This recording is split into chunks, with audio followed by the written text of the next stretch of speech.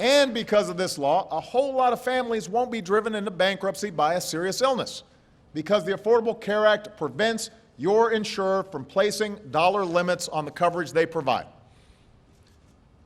These are all benefits that have been taking place for a whole lot of families out there, many who don't realize that they've received these benefits. But the bottom line is this: under this law, the share of Americans with insurance is up, and the growth of healthcare costs is down. And that's good for our middle class, and that's good for our fiscal future.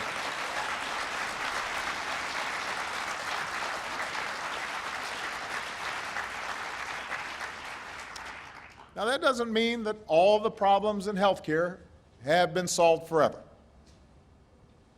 Premiums are still rising for families who have insurance, whether you get it through your employer or you buy it on your own.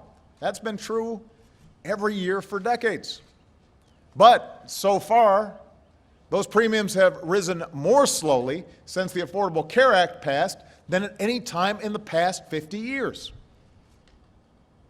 It's also true that despite this law, millions of Americans remain uncovered, in part because governors in some states, for political reasons, have deliberately refused to expand coverage under this law.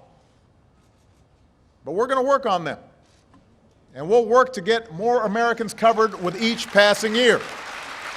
All told, because of this law, millions of our fellow citizens know the economic security of health insurance who didn't just a few years ago. And that's something to be proud of. Regardless of your politics, or your feelings about me, or your feelings about this law, that's something that's good for our economy, and it's good for our country. And there's no good reason to go back.